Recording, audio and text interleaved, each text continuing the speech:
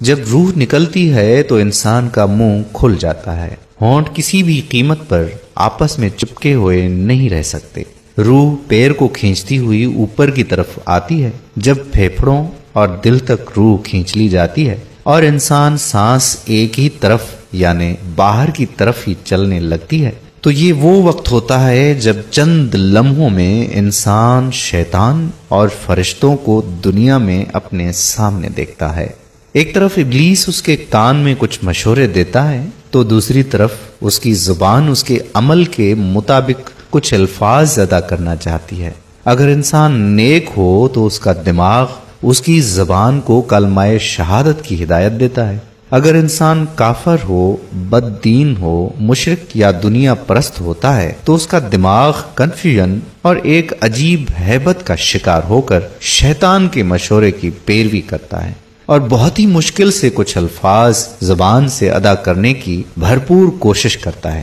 یہ سب اتنی تیزی سے ہوتا ہے کہ دماغ کو دنیا کی فضول باتوں کو سوچنے کا موقع ہی نہیں ملتا۔ انسان کی روح نکلتے ہوئے ایک زبردست تکلیف ذہن محسوس کرتا ہے، لیکن تڑپ نہیں پاتا کیونکہ دماغ کو چھوڑ کر باقی جسم کی روح اس کی حلق میں اکٹھی ہو جاتی ہے اور جسم ایک گوشت کے بے جان لوتھڑے کی طرح پڑا ہوا ہوتا ہے جس میں کوئی حرکت کی گنجائش ہی نہیں رہتی۔ آخر میں دماغ کی روح بھی کھینچ لی جاتی ہے، آنکھیں روح کو لے جاتے ہوئے دیکھتی ہیں، اس لیے آنکھوں کی پتلیاں اوپر چڑھ جاتی ہیں یا جس سمت فرشتہ اجل روح قبض کر کے جاتا ہے اس سمت کی طرف ہوتی ہیں۔ اس کے بعد انسان کی زندگی کا سفر شروع ہوتا ہے جس میں روح تکلیفوں کے تہخانوں سے لے کر آرام کے محلات کی آہٹ محسوس کرنے لگتی ہے، جیسا کہ اس سے وعدہ کیا گیا ہے۔ جو دنیا سے گیا واپس کبھی لوٹا ہی نہیں، صرف اس لیے کہ کیونکہ اس کی روح عالم